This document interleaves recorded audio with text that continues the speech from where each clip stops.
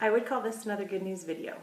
First bit of good news, I was able to work out today. I haven't worked out in about 2 weeks. I had some restrictions put on me from the surgeries that I had, and I was excited to be able to do that today. I did a little bit more of a low impact because it'd been a couple weeks, but it still felt really good to be doing that. And I'm excited to be able to continue to do that till I slow down a little bit from the chemo that will eventually start. The second bit of good news is that my PET scan last Friday showed no other cancer in my body except for the breast and the lymph node area, which we already knew about. Hey! Awesome news. The day that happened 2 days after the egg retrieval, so I was really happy and on a high from the egg retrieval because everything went so well with that.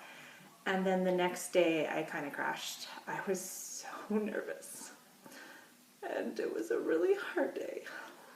And I know I'd asked a lot of you for prayers, and I appreciate all those prayers that were sent out. And then the morning that I was sitting there, I got the injection for the PET scan, and then you have to just sit kind of in this like dark room and not really move or use your mind or your eyes. They just tell you to sit really still because too much activity in the body can show up as uptake. And so they basically put you in a dark room with a blanket and tell you to go to sleep, which is hard to do when you know you're about to like go into the scanner and get results later that day.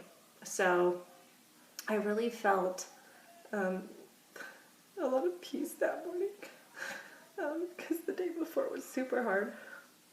I was super scared and nervous, but I really felt a lot of peace that morning going into it, and I just kind of knew like whatever was going to happen, like with the scan and what it showed, that it was just going to be okay. I was so thankful for the results. One thing that kind of threw the doctors off was that I had just had egg retrieval, so my ovary was like super enlarged, looked super cystic because she took 21 follicles and left 21 cysts. And I made sure I told the tech this so he could relate it to the doctor, and the doctor still thought I had some kind of ovarian malignancy. So that was a slight little scare. So if anybody does egg retrieval and then they have a PET scan a few days later, that's like really important information to relay to the radiologist so that you don't get scared and think you have cancer on your ovary too. The fertility doctor was able to put me at ease and say that is exactly what's going on. Your ovary is super big right now, and that's why it's looking the way it does. And I knew that like inflammation could look like that, and so that's what I thought it was. But when I first read the report, it was a little scary. So no cancer in my ovary, just post-procedural changes from the egg retrieval. And the third bit of, I guess this is good news, is that I decided to go get a second opinion at Huntsman. I realized that I could actually go there with my insurance. I didn't think I was able to for some reason. I don't know why I thought that. And I found out yesterday that I could go there.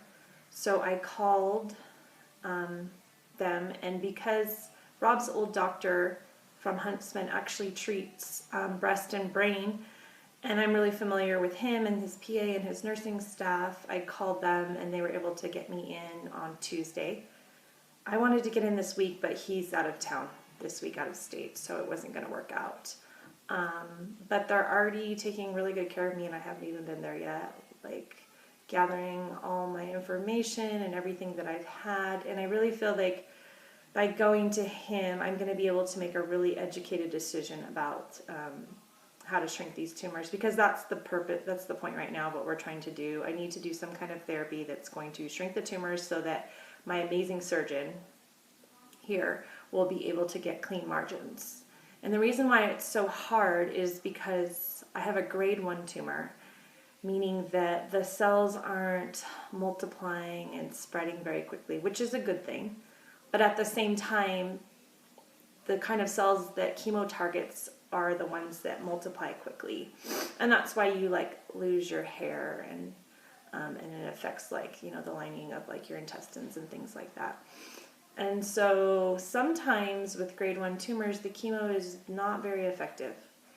And so there's also some concern about one of the drugs that's kind of like a gold standard with breast cancer. It's called adriamycin or the Red Devil, and that's kind of what they're wanting to give me along with a couple other drugs, but it has a slight chance of leukemia coming up, and the percentage is super small.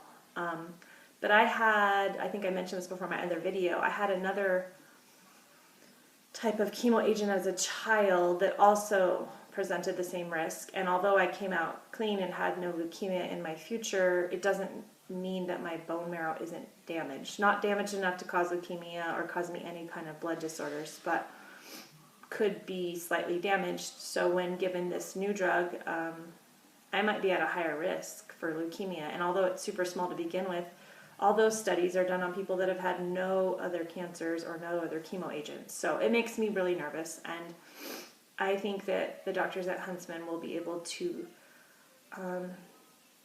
really look at my situation a little bit more in depth, and because they know me and already have a connection to me, I think, and to my family, that they're going to look at the bigger picture and not just, this is the patient, and this is what the stats say, and this is what protocol says. And that's kind of what I felt like was happening to me with my other oncologist.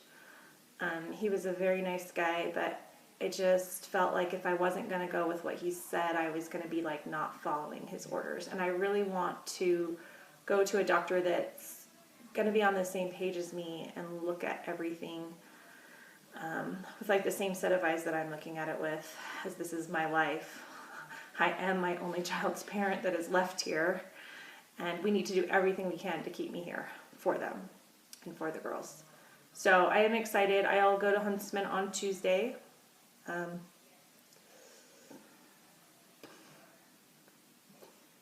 exciting as it is, I know it'll be hard to go back there.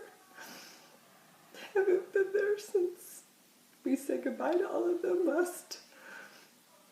think it was the beginning of July of 2016 was our last visit there, and we gave everybody hugs and said our last goodbyes to that staff.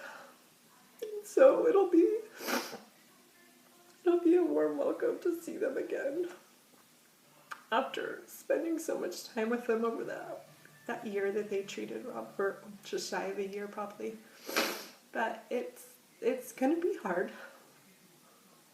but it'll be worth it, and I really feel like it's inspired that I'm going back there, and that it's interesting that Rob's doctor only treats breast and brain, and so he was able to treat Rob, and now he'll be able to treat me. And I don't know why I didn't think about that before, to even call them, to just even maybe get like a phone consult. It was just not even registering in my brain. And I was talking to my boyfriend and crying to him about how I didn't know what decision to make about chemotherapy. And just out of nowhere, he was like, well, have you called Huntsman? Why don't you call Huntsman? And I said, I don't know. Why have I not called Huntsman? That's actually a really good idea.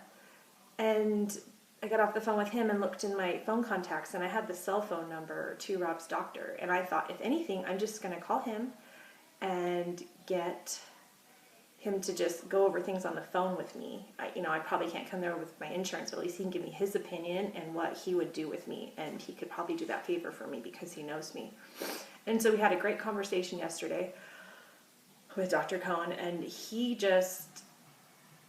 even talking with him, and we hadn't obviously made a decision yet because he hasn't seen all the diagnostic workup and all the MRIs and everything, but I just really got a peaceful feeling talking to him. I felt like he really was going to have like some good opinions on the situation and look at the big picture and really have like the experience and knowledge from working there and from his schooling. I feel like Rob chose him for a reason. He looked into doctors when we came here, and he had some options about who he could pick, and I feel like he chose him for a reason. And he's a good doctor, and so I feel like I'll be able to trust him and his opinion with things. And he's the one who said, why don't you look at your insurance? He said a lot of insurances will let you come here if you have a cancer diagnosis. And so as soon as I got off the phone with him, I called my insurance, and sure enough, they're like, yes, you can go there with a cancer diagnosis. And then I was on the phone with his nurses and other people trying to get an appointment as soon as I could. And so it kind of all just happily fell into place yesterday. That morning, I was feeling pressure to make a decision about chemo to start actually tomorrow. And then by the afternoon, I felt really peaceful, like it all just kind of made sense. And at the same time, with all that peace that came from making that decision to go to Huntsman, I've left myself with a few days before anything starts again. I have to go there Tuesday, and things won't start Tuesday. It'll just be a consult. They said they might be able to start treatment maybe with chemo by the end of next week, but it's iffy, and they're going to try to put a rush on things because they know that it's just nerve-wracking to sit and wait and not be doing anything about your cancer in your body. Not be like actively like doing something, even though it's like slow growing. It's not a rush. It's not an emergency. Nothing's going to happen bad that I have not like started chemo this week like I was supposed to, that it might get pushed a week or a week and a half. That's all fine. They put me at ease in that regard, but mentally it's hard. So I'm going to try to keep busy this week and take advantage of things like being able to work out and just being able to like do my laundry and other things that have just been pushed to the side or that I've had to have my mom help me with. My mom has been here the last few weeks, and she's been like such a big help with just running my house and doing all the chores, helping me take care of my kids. I like to be independent, and it's really hard to not be able to do things all on my own. That is like one of the hardest things. And so, accepting help, accepting service is going to be one of my biggest challenges. But I know there'll be days, especially during the chemo months, where I'm going to need the help and I'm going to have to receive it. And people want to give it. I have so many people reaching out to me, like not only here locally, but just afar, and just people sending packages. I got a package like yesterday from some girls that I grew up with in California when I was young, and their mom and them sent a package that was so sweet with all these activities for the girls and some hats and things for me, and it was just really sweet to get. And one of their little girls wants to be Sophia, and the other girl's pen pals. They're so excited to do that with her. And I've just had so many sweet text messages and other things just always coming in, people letting me know that they're thinking about me. And although this is like early stage and the doctors are really confident that I'm curable, it's still scary. And it's mostly scary because Rob is gone and the girl's dad is gone, and I kind of feel like I have to live. I have to live for these girls. And I just have to have faith and hope that that's God's plan too, that He knows I have to stay here for them because He's already taken Rob. So I just have to keep having that faith and that hope and not let that fear creep in, because it does. And it's hard. I feel like it's a total mental game all the time with this. We've already been able to talk to on the phone and message some other people with similar breast cancer. Is not the same as me, but it's been good to just reach out and talk to other people who just get it, because it is scary. Even if you are curable, it's scary. I mean, I've done chemo before. Chemo is awful. It's toxic. It kills those cancer cells for a reason. So anyways, this is a happy video. This was a good news video. And so there's my update, and I've been rattling on for now. It looks like 14 minutes. No one's going to even want to watch this because it's so long. My brother-in-law said, you need to do your videos shorter. No one's going to want to watch them. Sorry, Douglas. This is another long one. You have to put up with it. Don't watch it if you don't want to. I'll give you guys probably another update next week after I go to Huntsman and we see what they say there. So anyways, I will give you an update soon. Bye.